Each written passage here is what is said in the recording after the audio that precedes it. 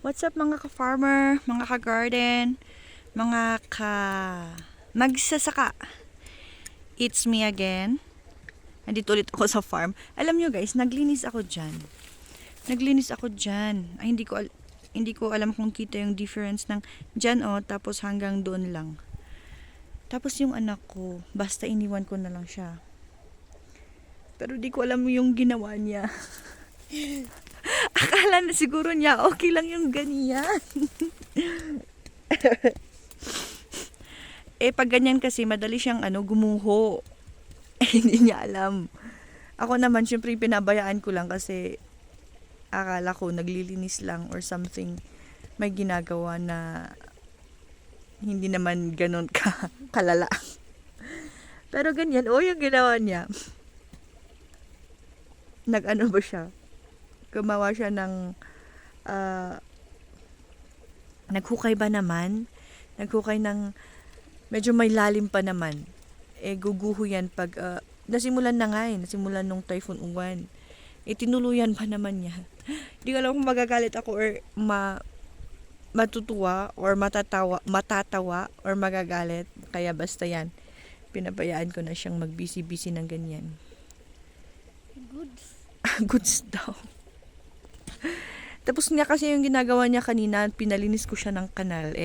Yung, hindi po yung kanal na mabaho ha. Kanal lang po ng drainage. Ipakita ko mamaya kasi madadaanan natin. Parang daluyan lang ng tubig from the rainbirds.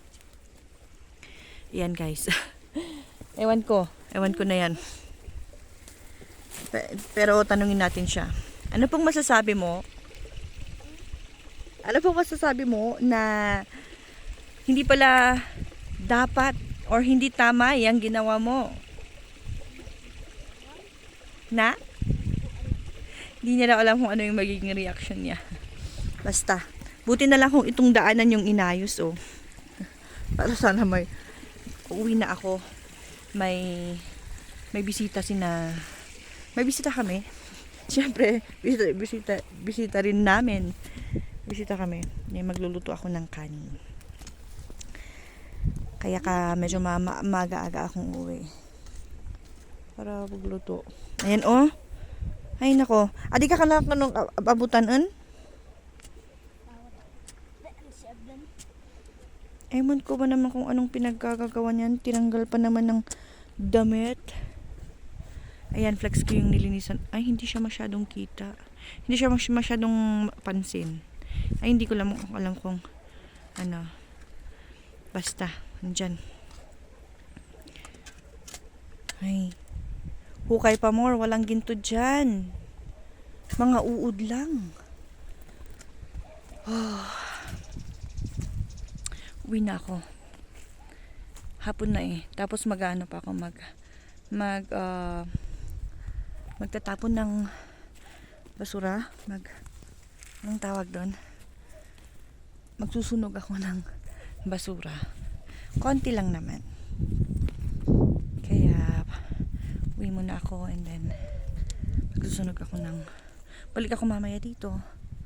Kasi dito kasi kailangan kasing malayo sa gilid ng garden magsunog ng basura para hindi naman nakakaabala sa ating kapitbahay.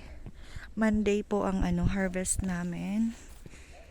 Ganyan pa yung mga strawberry. Pero actually pwede na po silang ma-harvest ang mga yan. Para po, kasi ma-stock po ng one night dito sa amin. Sa Monday kami mag-harvest and then ipapack namin, isosort namin, and then Tuesday morning i-deliver na po doon sa La Trinidad, and doon nila i-display, doon nila ibebenta. Bahala na si disposer kung saan, kung sa pwesto or display doon sa mga stall or pang shipment, shipping ba. So ito yung nilinis niya kanina. Ito kasing kanal na yan pag kasi nag-rain burst kami or water sprinkle, napupuno yung tubig dito kaya maputi, kaya sabi ko linisan niya. Ito yung nilinis niya. Yan o. Tinanggal na niya muna yung mga damo-damo. Tapos, di ko alam. Di ko rin alam. Ang sabi ko lang din, tanggalin yung mga damo-damo. Tapos tinanggal ba naman? Binawasan yung mga lupa, kaya naging ganyan. Good thing. Good naman, pero masyadong malalim dyan. Hanggang doon lang naman. Mas, parang nakagawa pa siya ng balloon. Yung balloon, yung anuhan ng tubig. Yung pondohan ng tubig.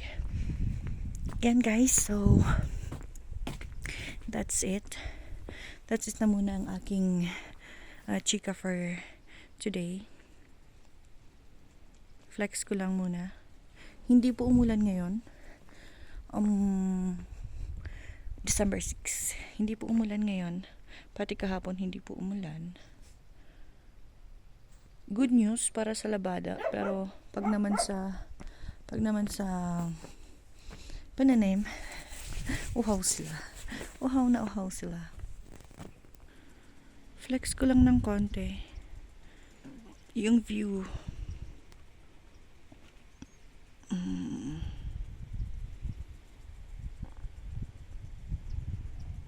Okay, that's it.